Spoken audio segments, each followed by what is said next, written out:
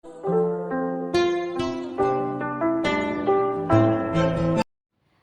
আলাইকুম everyone, hopefully সবাই ভালো আছেন। আরও একটা ব্লগ নিয়ে চলে আসলাম। ফার্স্টেই দেখতে পাচ্ছেন বাচ্চারা এখানে লুডো খেলছে, আম্মুরা সবাই মিলে গল্প করছেন, কারণ আমাদের বাসায় গেস্ট এসেছিলেন, ওনাদের দাওয়াত ছিল আমাদের বাসায়।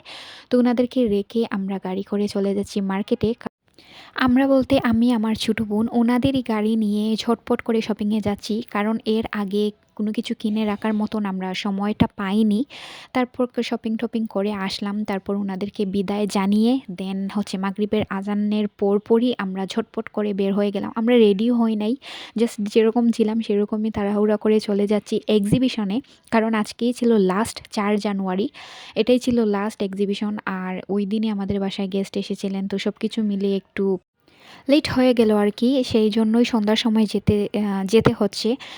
৩ তারিখে আমি বলেছিলাম আম্মুকে যাওয়ার জন্য। কিন্তু উনি বলছিলেন যে, "আজকে ইচ্ছে করছে না, কালকে যাবো।" আর কালকেই তো গেস্ট চলে আসলেন। আর যেতে পারিনি। আর আজকে না গেলে হয়তোবা আর দেখাই হবে না, কারণ শেষ হয়ে যাবে। তো আম্মু বললেন যে, "আচ্ছা ঝটপট রেডি হয়ে যাও।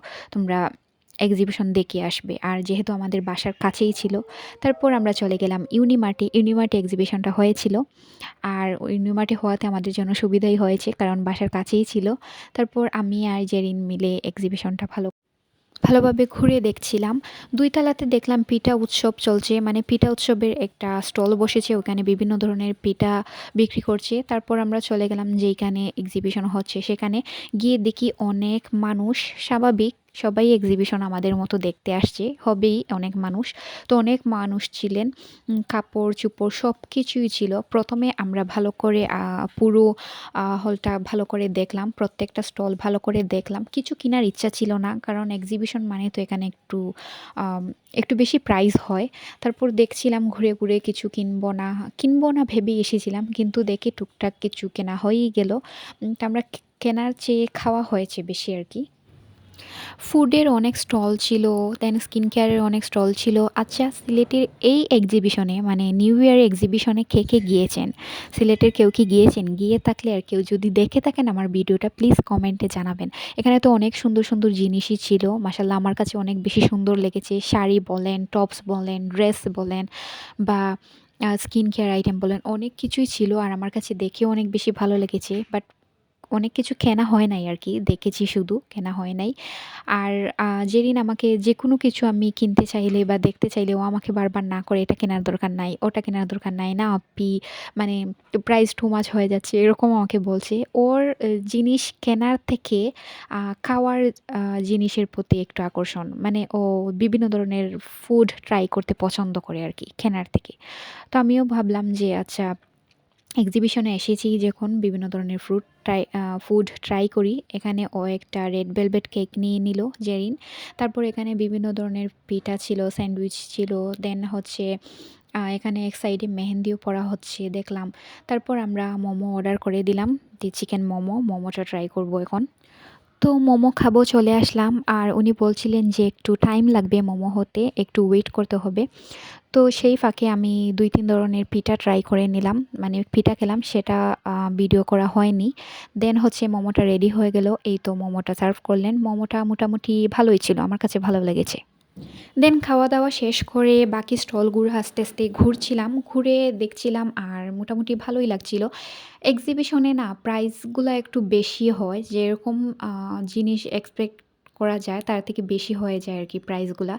তাই আর তেমন কিছু কিনি নাই। আমি এখানে শুধু দেখছিলামই। আর এখানে আসার পর পার্লের যে ইয়াররিং একটা অনেক ভালো লেগেছিল, কিন্তু অনেক টু মাচ প্রাইস ছিল আসলে। তাই কেনা হয় নাই। দেন এখানে কিছু কাপড় দেখছিলাম, দেন হচ্ছে কসমেটিক্স দেখছিলাম, মেকআপ আইটেম দেখছিলাম। এগুলো আরকি ঘোরাঘুরি করে দেখছি। দেখতে কোনো কারণে যদি আমার ভিডিওটা আপনাদের কাছে ভালো লেগে যায়, লাইক, কমেন্ট, শেয়ার করতে কিন্তু একদমই ভুলবেন না। ফেসবুক থেকে আমার ভিডিওটি দেখে থাকলে আমার পেজটা ফলো দিয়ে দিবেন। ইউটিউব থেকে আমার ভিডিওটি দেখে থাকলে আমার চ্যানেলটা সাবস্ক্রাইব করে দিবেন।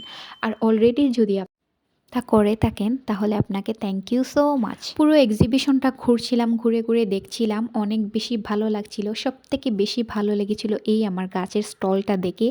অনেক সুন্দর সুন্দর গাছ ছিল, অনেক ভ্যারাইটি গাছ ছিল, মানে আমার অনেক বেশি ভালো লেগেছিল। কিন্তু কেনার কোনো উপায় নেই, কারণ টু মাচ প্রাইস ছিল, তাই আর কিনিনি।